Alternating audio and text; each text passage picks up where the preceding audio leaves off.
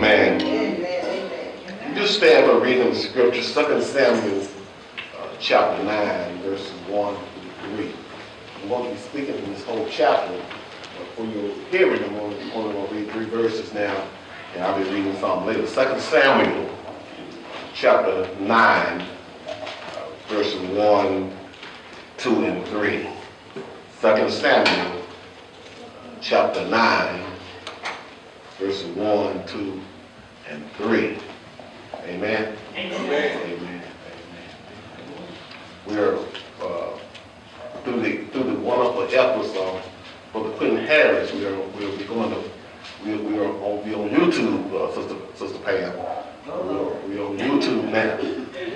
So if you hear the services, you may be recorded. So I hope you're not officially running from justice somewhere. But you'll be on YouTube in a couple of days. We thank Queen for doing that, exposing our church to the media.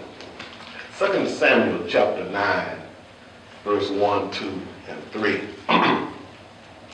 Reading from the King James, it says, "And David said, Is there any that is left of the house of Saul, that I may show him kindness for Jonathan's sake? And there was of the house of Saul a servant whose name was Ziba. And when they had called him unto David, the king said unto him, Art thou Ziba? And he said, Thy servant is he." Verse 3, "And the king said, Is there not yet any of the house of Saul, that I may show the kindness of God unto him? And Ziba said unto the king, Jonathan hath yet a son." What chapter he said? 9. Chapter 9. Chapter 9, verses 1 through 3. Chapter 9.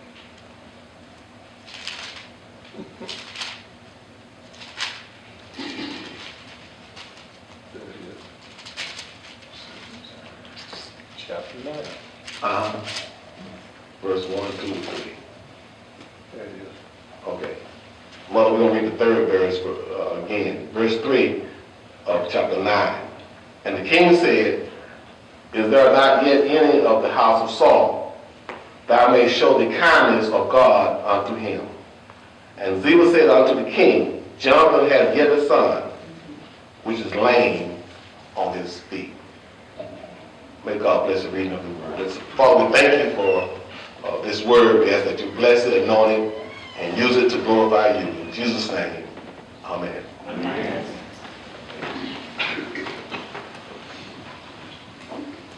I want to speak to you today.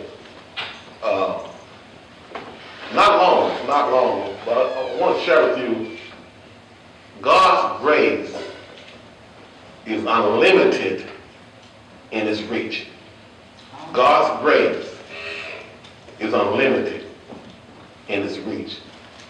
And listen, all of us is living under the grace of God. Amen. Amen. And there are times, regardless of what age we are, there are times when we get so far off base until if we going to get rescued, we by the grace of God. Now listen. It may be self-inflicted. The trouble that we're in, we may have caused to be in that trouble. That's why it calls grace. That's why it's called grace. Grace is our merit. Not to deserve rescuing, but God rescues us all. Today, we've been talking about David. And listen, y'all, I'm enjoying this study. That's one of my favorite characters, David. And I'm enjoying this study. I wish Michelle was here, because we used to argue 20 years ago about David. We're going to see David today in his life. You've never seen him before. I hope that it'll be a blessing to you today. We started in chapter 7 when David got excited.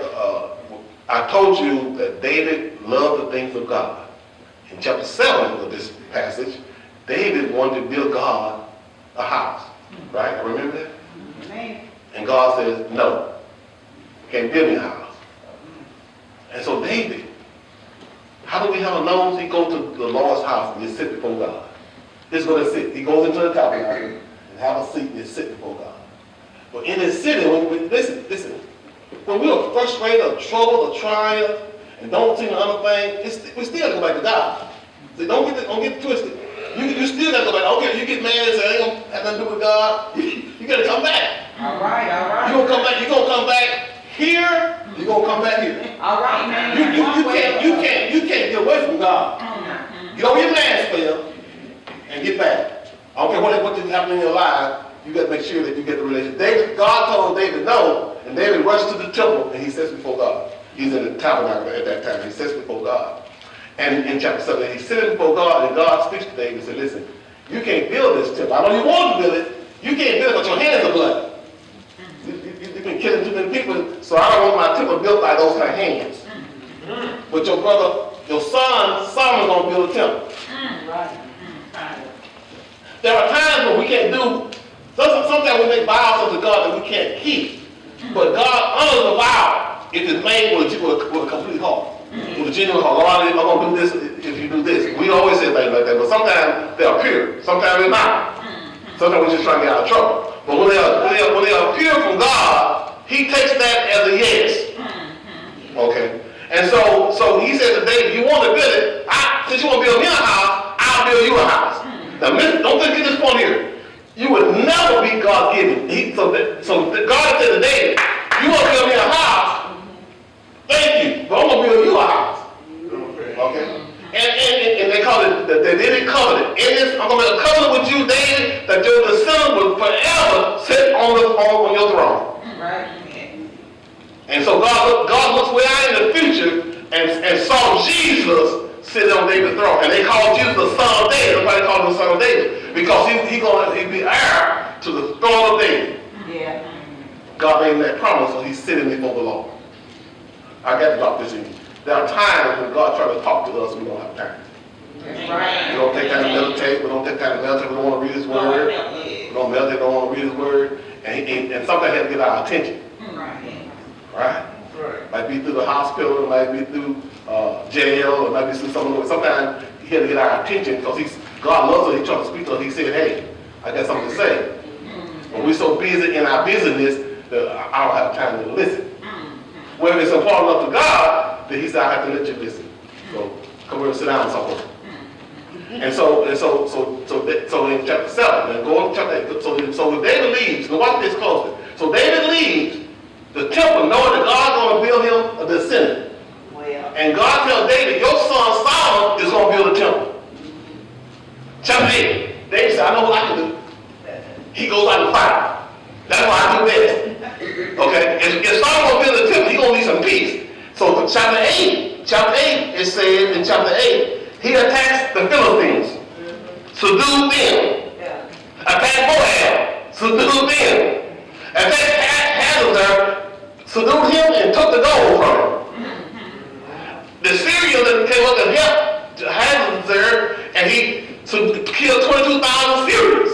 David was wild in chapter 8, killing everything out of the way. He said, okay, if Solomon build a temple, he gonna want some peace? I can give him peace. I can't build a temple, but I know one thing I can do.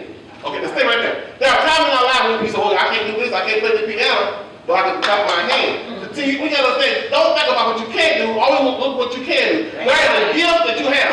David said, listen, my gift is fighting. I can do that. And if I can't build a temple, I'll help Solomon get peace. Solomon did not fight, not one battle. That's right. When we were dealing with temple. They cleared all that out. So that's chapter 8. We'll get to this chapter 9. We get to chapter 9. And David, again, thinking about what can I do? Now, I gotta go back. I don't go pretty fast. I take it real back.